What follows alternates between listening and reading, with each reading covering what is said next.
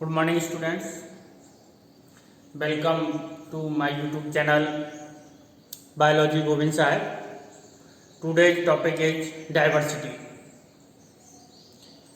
Living organism के features हम already discuss कर चुके हैं और ये हमने डिस्कशन किया कौन कौन से फीचर्स लिविंग ऑर्गेनिज्म के अंदर पाए जाते हैं।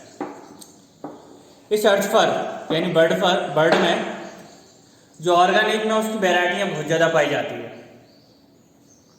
अनकाउंटेबल, यानी वो कह सकते हैं इस संसार में पाई जाने वाली बायोडाइवर्सिटी को आज भी हम पूरी तरह काउंट नहीं कर सके। तो इतनी बड़ी बायोडाइवर्सिटी को किस प्रकार से उसका नामकरण किया जाएगा, आइडेंटिफिकेशन किया जाएगा और देन उसको पढ़ने के लिए फिर उसका क्लासिफिकेशन किया जाएगा। ये सारी प्रोसेस हो चुकी है।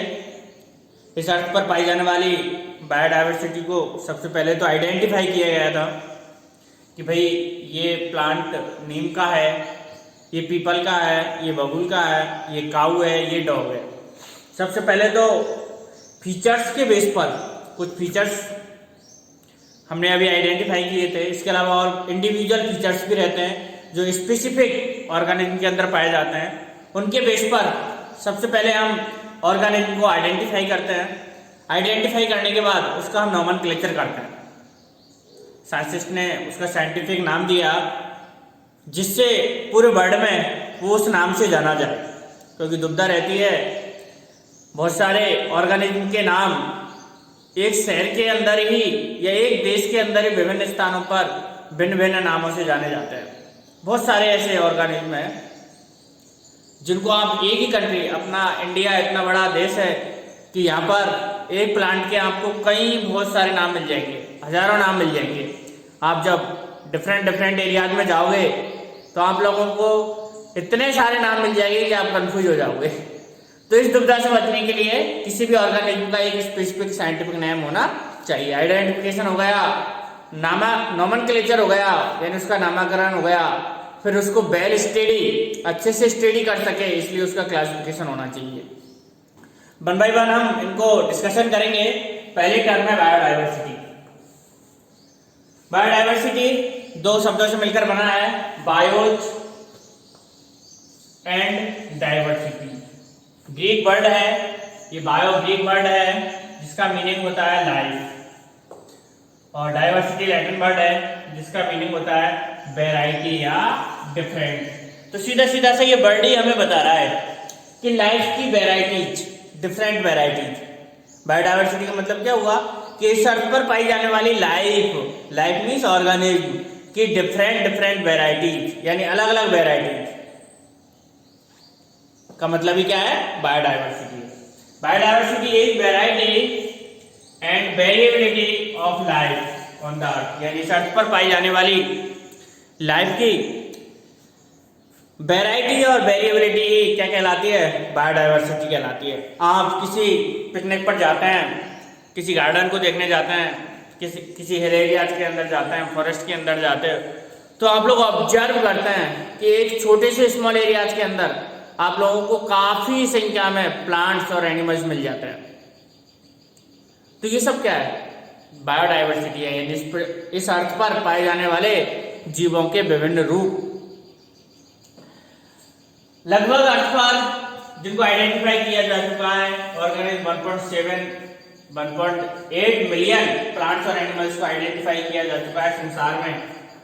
और ये हमें भी पता नहीं है कि कितने ऑर्गेनिज्म को, प्लांट और एनिमल्स को अभी आइडेंटिफाई किया जाना है, क्योंकि ये डिस्कवरी है, ये साइंस है, ये बायो है, लगातार चलती रहेगी। आप भी इसमें अपना योगदान दे सकते हो। आगे जब आप पढ़ाई करोगे कॉलेज की तो आप रिसर्च से संबंधित भी अपना टॉपिक पीएचडी में कोई भी टॉपिक सेलेक्ट कर सकते हैं। पीएचडी में आपको रिसर्च करनी पड़ती है। तो बायोडाइवर्सिटी यानी अर्थ पर पाई जाने वाली डिफरेंट वैरायटीज बायोडाइवर्सिटी कहलाती है। अब इतने नंबर में जब बायोडाइवर्सिटी पाई जाएंगी अर्थ पर, तो उनको अच्छे से पहचानने के लिए, आइडेंटिफाई करने के लिए और उनका यूज करने के लिए उनको पहचानना जरूरी है। किसी भी ऑर्गेनिज्म को या किसी भी प्लांट्स को आप जब जब भी काम में ले सकते हो, जब भी यूज में ले सकते हो, जब आप उसको आइडेंटिफाई कर सको। तो आइडेंटिफिकेशन, ये फर्स्ट बायोडायवर्सिटी का फर्स्ट स्टेप है identification. It is the recognisation, यानी ये पहचान है, एसेंशियल पहचान जो कैरेक्टर के आधार पर होती है किसी भी ऑर्गेनिज्म की। आपके सामने अगर डॉग आ जाएगा और कैट आ जाएगी तो आप कुछ नहीं सोचोगे, आप तुरंत बता दोगे it is cat and it is a dog, क्योंकि इनकी जो फीचर्स है वो इतने ज्यादा आपके दिमाग में आ चुके हैं कि आपको सोचने की जरूरत ही नहीं है। बिना थिंकिंग, बिना सोचे समझे आप उनको बता दोगे कि it is cat and it is dog and it is buffalo. तो इनको हमने किस आधार पर पहचाना है, यानी इनके कुछ कैरेक्टर्स थे, इन कैरेक्टर्स के आधार पर हमने बता दिया कि ये प्लांट है, ये एनिमल है, ये डॉग है ना, ये पीपल है। तो इनके कुछ कैरेक्टर्स रहते हैं प्लांट्स के, एनिमल्स के, ऑर्गेनिज्म के, जिनके बेस पर उनको आइडेंटिफाई किया जाता है, उनका रिकॉग्निशन किया जाता है। तो नॉमेनक्लेचर या क्लासिफिकेशन करने के लिए फर्स्ट स्टेप होता है किसी भी ऑर्गेनिज्म का आइडेंटिफिकेशन, यानी सबसे पहले हम उनका क्या करते हैं, आइडेंटिफिकेशन करते हैं। First step is identification. Identification हो गया प्लांट्स का या ऑर्गेनिज्म का, एनिमल्स का। इस अर्थ पर इतने बड़ी संख्या में ऑर्गेनिज्म पाए जाते हैं कि आइडेंटिफिकेशन करने के बाद उनका प्रॉपर नॉमेनक्लेचर होना चाहिए। जैसा मैंने अभी बताया आप लोगों को कि एक प्लांट या एक एनिमल्स को एक ही देश के अंदर बहुत सारे नामों से जाना जाता है और वही प्लांट अदर कंट्रीज में दूसरे नाम से जाना जाएगा, तो ये मोर डिफिकल्टी एंड कॉम्प्लेक्सिटी हो जाएगी किसी भी प्लांट की स्टडी करने में और एनिमल की स्टडी करने में। तो इस दुविधा से बचने के लिए कि किसी भी ऑर्गेनिज्म का एक नाम पूरे वर्ल्ड में, उसको एक ही नाम से जाना जाए पूरे संसार में, तो उसके लिए साइंटिफिक नाम देना उसका बहुत ही जरूरी है। एक बेटर साइंटिफिक नाम किसी भी ऑर्गेनिज्म का दे दिया जाएगा और उस नाम से उसको पूरे संसार में जाना जाएगा। आप प्लांटों की या देश की बात छोड़िए, हमारे खुद की ही देख लो आप लोग, आपको घर का नाम अलग रहता है, स्कूल में नाम अलग रहता है, और पता चला कि और जो अपने घर के और जो फ्रेंड्स है अड़ोस पड़ोस के, उनमें आपका नाम दूसरा रहता है। तो ये दुविधा हो जाएगी आपको आइडेंटिफाई करने में, पहचान करने में। तो इसलिए किसी भी ऑर्गेनिज्म की बेहतर आइडेंटिफिकेशन और उसका यूज करने के लिए उसका नॉमेनक्लेचर होना नेसेसरी है। देयर इज ए नीड, यह एक आवश्यकता है।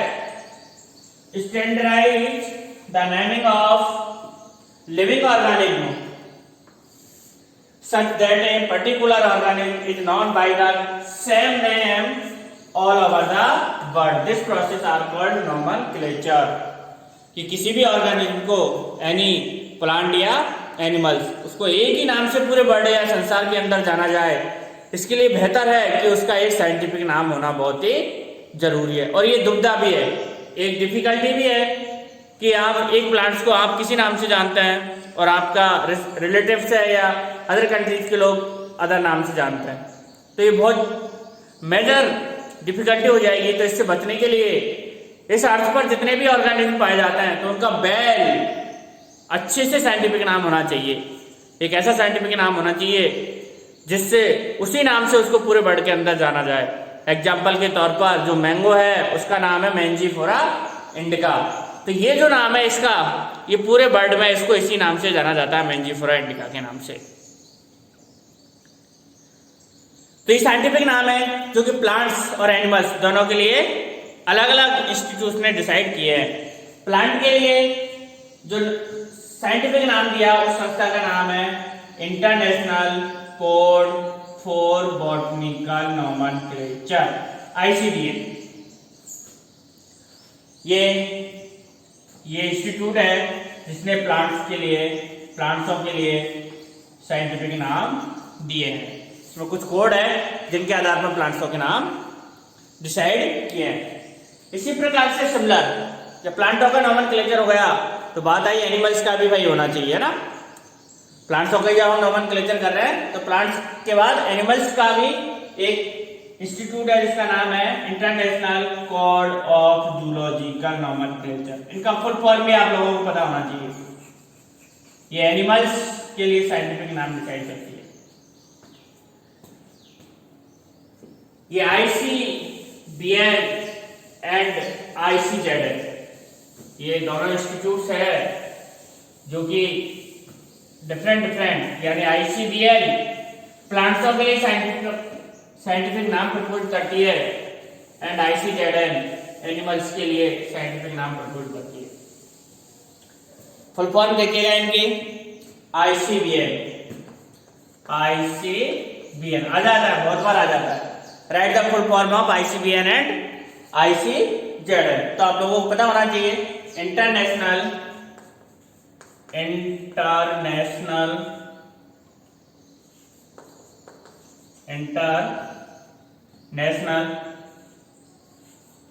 कोड फॉर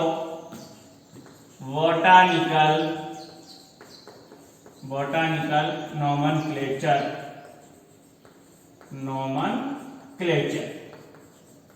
तो ये फुल फॉर्म आप लोगों को पता होना चाहिए। ICBN का फुल फॉर्म है international code for botanical nomenclature. इसी प्रकार सिमिलर ICZN, बस एक लेटर का अंतर है दोनों के अंदर, B और Z, है ना। B for botanical and Z for zoological. दोनों में एक एक लेटर का अंतर है। इसकी भी फुल फॉर्म सेम है, बस एक लेटर का ही अंतर है। International code of zoological nomenclature.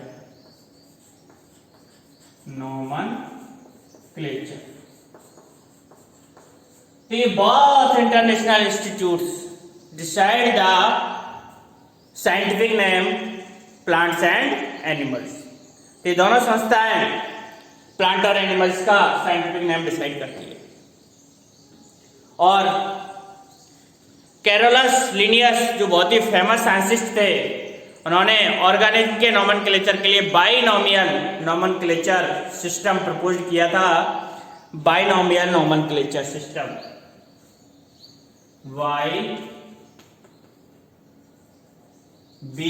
Binomial, by का मतलब दो, है ना। बाई का मतलब क्या है, टू। Binomial nomenclature.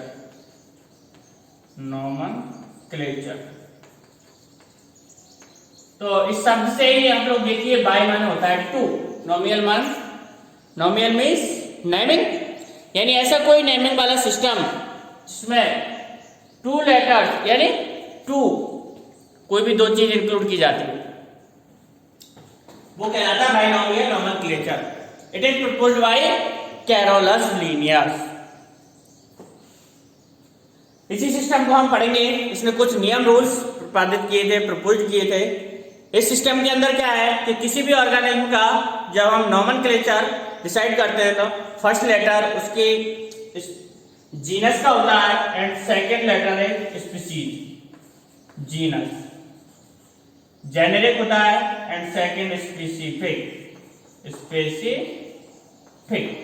यानी स्पीसीज। किसी भी ऑर्गेनिज्म का जब नोमेनक्लेचर किया जाता है तो उसका फर्स्ट लेटर जीनस का होता है एंड सेकंड लेटर स्पीसीज का होता है। इसके बाद उसके डिस्कवरर साइंटिस्ट का नाम भी शॉर्ट फॉर्म के अंदर लिखा जाता है। तो बाइनोमियल नोमेनक्लेचर सिस्टम को हम डिटेल से पढ़ेंगे। पहले एक बार और समझ लो इसको। किसी भी डाइवर्सिटी है, इसका नामकरण करने के लिए सबसे पहले हमें उसका आइडेंटिफिकेशन करना होता है। प्लांट्स का, एनिमल्स का क्या करना पड़ता है, आइडेंटिफिकेशन करना पड़ता है। देन उसका नोमेनक्लेचर करना पड़ता है, जिसको अभी हम डिटेल से पढ़ेंगे। Binomial nomenclature system, it was proposed by Carolus Linnaeus. According to this binomial system, first name is generic and second name is specific.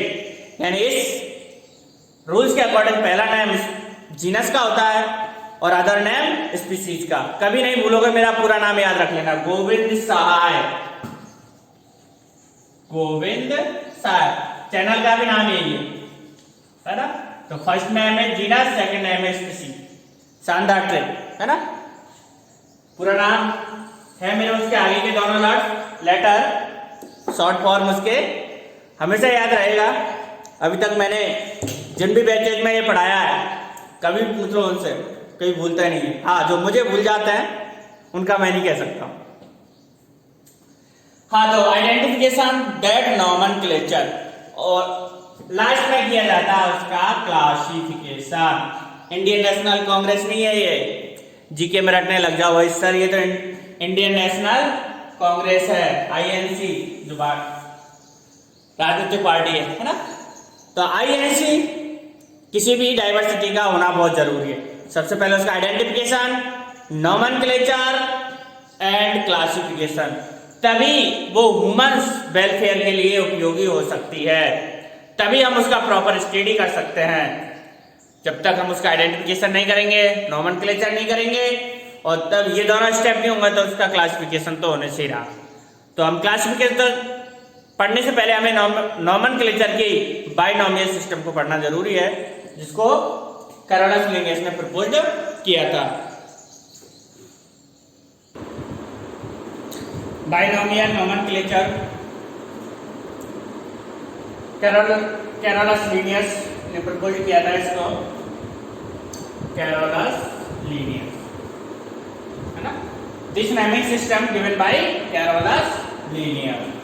ये सबसे पहले आपको ये पता होना चाहिए कि बाइनोमियल नोमेनक्लेचर किसने दिया था, है ना, कैरोलस लिनियस। बहुत बार प्रश्न आता है नीट की में, आपकी 11th 12th कंपटीशन में भी आता है ये प्रश्न, कैरोलस लिनियस से related. This system of providing, ये सिस्टम क्या प्रोवाइड करवाता है, with components, generic name and specific name, specific epithet, है ना। एपिथेट मतलब कोई भी उपाधि वगैरह जो रहती है नाम वाली। तो इस नाम में एक तो जेनेरिक नाम रहता है फर्स्ट लेटर वाला, फर्स्ट वर्ड, और सेकंड वर्ड कौन सा रहता है, स्पेसिफिक एपिथेट्स का। कोई भी नाम है, मेंजिफोरेंट का होमोसैपियन, हम ह्यूमन बीइंग्स है और हमारा साइंटिफिक नाम क्या है, होमो सैपियंस। तो Homo is denotes to genus and sapien denotes दूसरा लेटर स्पीसीज को, है ना। होमो सैपियंस में होमो जीनस को डिनोट करता है और सैपियंस स्पीसीज को। इस नियम, इसमें क्योंकि दो कंपोनेंट रहते हैं, इस नियम के अंदर the system of providing it name with two components, ये नाम कितने कंपोनेंट प्रोवाइड करवाता है, टू कंपोनेंट्स प्रोवाइड करवाता है। First is generic name and second is specific epithet. तो फर्स्ट जो वर्ड है वो जीनस को डिनोट करता है एंड सेकंड वर्ड स्पीशीज को डिनोट करता है। एक एग्जांपल है, आम तो आप लोगों ने खूब खाए होंगे, आम के नाम से मुंह में पानी आ जाता है, बिल्कुल आ जाता है, आम और नींबू के नाम से। तो जो आम है इसका साइंटिफिक नेम है मेंजीफेरा इंडिका, है ना। ये मैं दोबारा लिख देता हूँ इधर, और इसका साइंटिफिक नाम क्या है, मेंजीफेरा इंडिका।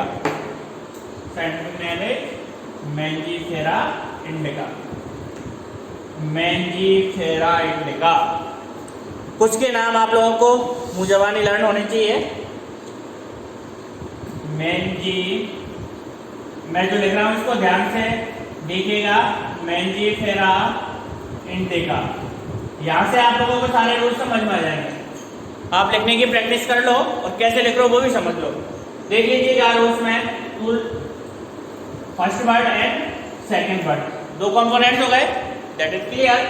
ये जो नियम है इसी बेस्ड पर है कि कोई भी साइंटिफिक नाम कितने कंपोनेंट्स, कितने वर्ड्स पर बेस्ड होना चाहिए, टू वर्ड्स पर बेस्ड होना चाहिए। तो फर्स्ट वर्ड हो गया इसका मेंजीफेरा और सेकंड वर्ड हो गया इंडिका।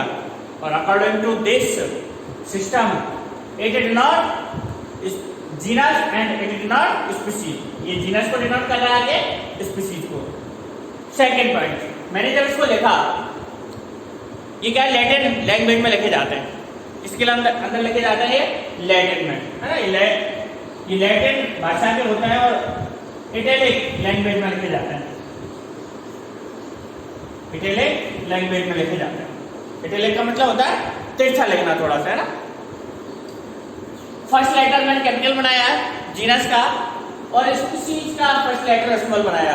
तो ये भी इस नोमेनक्लेचर में इंक्लूड है कि जब आप स्पीशीज और जीनस का नाम लिखोगे तो स्पीशीज का लेटर ऑलवेज स्मॉल होना चाहिए और genus first letter is capital. हम किसी भी नाम किसी का लिखते हैं तो जनरली हम उसे कैपिटल लेटर से स्टार्ट करते हैं, है ना, बट इसका जो स्पीशीज नाम है वो स्मॉल लेटर से स्टार्ट होता है। ये जो लिखे जाते हैं प्रिंटेड है तो इनको इटैलिक में लिखा जाता है, और अगर हैंड रिटन है, जैसे मैंने हाथ से लिखा है, हैंड रिटन है तो ये क्या है, सेपरेटली मैंजीफोरा और इंडिका ये सेपरेटली अंडरलाइन किए जाते हैं। तो यही इस नॉमेनक्लेचर रूल्स के अंदर बताया, समझ लो आप। Biological names are generally in italic and written in italic, है ना, ये लैटिनिक टर्म होता है और कैसे लिखे जाते हैं, इटैलिक लिखे जाते हैं, टेक्स्ट से लिखे जाते हैं, दे आर लैटिनाइज्ड। अगर ये किसी और लैंग्वेज के अंदर है तो इसको किस में कन्वर्ट किया जाता है, लैटिनाइज्ड में या डेरिव्ड, या इसके जैसा ही इसको डेरिव्ड किया जाता है from Latin initiative of their origin, जिससे उनका ओरिजिन किस में होना चाहिए, लैटिन में होना चाहिए। तो ये तो बात समझ में आ गई कि किसी भी बाइनोमियल नॉमेनक्लेचर जो सिस्टम है वो लैटिन लैंग्वेज पर बेस्ड है। इसके जो नेम है वो जनरली किस में लिखे जाते हैं, लैटिन में या written in italic. That is clear, Latin और रिटन इन इटैलिक, दोनों बात समझ में आ गई। Second point, first component denotes genus, क्योंकि ये सिस्टम ही इसी पर बेस्ड है, और second component based on specific epithets. किस लैंग्वेज में लिखे गए हैं, लैटिन में, रिटन इन इटैलिक। और क्या होता है इसके अंदर, बाइनोमियल है, 2 वर्ड्स है, फर्स्ट जीनस का, सेकंड स्पीशीज का। थर्ड पॉइंट, जब ये हैंड रिटन है जैसा कि मैंने अभी लिखा है आप लोगों को, तो सेपरेटली अंडरलाइन कर दिए, अंडरलाइन किए, मैंजीफोरा का अलग अंडरलाइन किया और इंडिका को अलग अंडरलाइन किया, तो सेपरेटली अंडरलाइन होने चाहिए, सेपरेटली अंडरलाइन एंड प्रिंटेड। अगर आपके पास नोट्स है तो ये इटैलिक होने चाहिए, इटैलिक का मतलब तिल से लिखे हुए होने चाहिए, टू इंडिकेट देयर ओरिजिन, जिससे कि इनके जो कि किसको इंडिकेट करता है, इनके ओरिजिन को। ये बात बताई चुका हूं, genus start with capital letter and species start with small letter.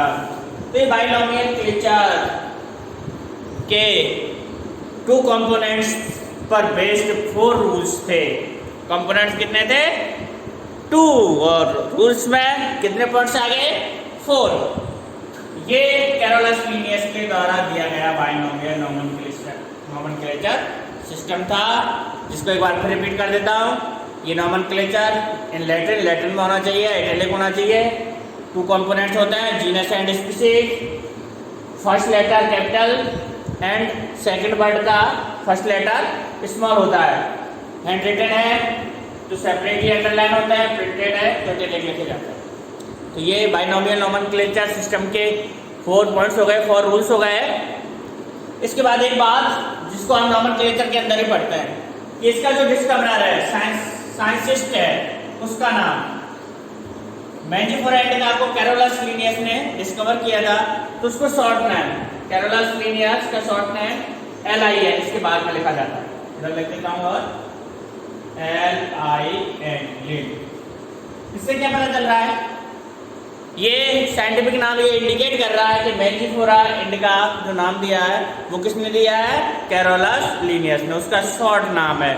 तो ये भी बहुत इंपॉर्टेंट बात है कि किसी भी डिस्कवरर का नाम स्पीशीज के लास्ट में उसके शॉर्ट फॉर्म में लिखा जाता है, एब्रिविएशन फॉर्म के अंदर लिखा जाता है। तो ये बाइनोमियल नॉमेनक्लेचर सिस्टम के कुछ रूल्स थे। इस क्लास के अंदर हमने बायोडाइवर्सिटी को पढ़ा, आइडेंटिफिकेशन, कैसे आइडेंटिफिकेशन के बाद नॉमेनक्लेचर को पढ़ा। नॉमेनक्लेचर के अंदर हमने most important binomial nomenclature system proposed by Carolus Linnaeus को पढ़ा। ये दोनों ही टॉपिक बहुत महत्वपूर्ण है।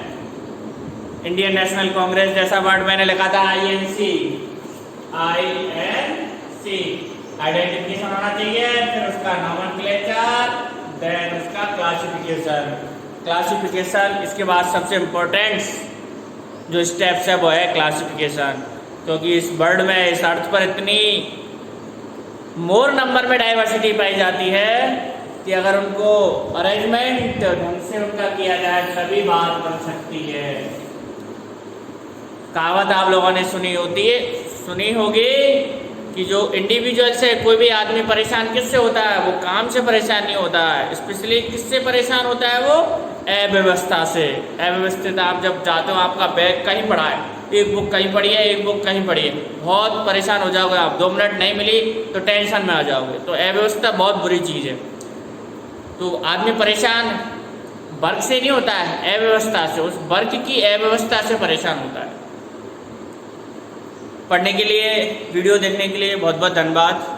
कोरोना समय चल रहा है, प्रभाव इसका कम हुआ नहीं है, तो ऑनलाइन क्लासेस के अलावा अपने पास और कोई बेहतर उपाय बचता नहीं है। आप लोग घर पे रहकर पढ़िए, सुरक्षित रहिए। बीमारी जैसे ही ख़त्म हो जाएगी तो बैक टू स्कूल आप विद्यालय आइएगा। हमें भी काफ़ी इंतज़ार हो गया कि हम बच्चों को फिजिकली रूप से पढ़ाएं। ये वर्चुअल क्लास का टाइम ज़्यादा लंबे समय तक चलने वाला नहीं है, क्योंकि आप लोगों की भी कुछ कैपेसिटी, कुछ लिमिटेशंस रहती है घर पर। फिर भी जितना पढ़ाया जाए, ज़रूरी नहीं है कि आप फिजिकल क्लास के बराबर ही पढ़ें। वर्चुअल क्लासेज चल रही है तो आप कम पढ़ें, कोई दिक्कत नहीं है, कम पढ़ें, अच्छा पढ़ें। हेल्दी रहिए, अपने स्वास्थ्य का ध्यान रखिए। सभी का धन्यवाद। हाँ, वीडियो अच्छा लगे तो लाइक एंड शेयर ज़रूर कर दिया करो, और किसी ने अभी तक सब्सक्राइब नहीं किया चैनल को तो सब्सक्राइब भी कर दो। एक बार पुनः सभी का धन्यवाद।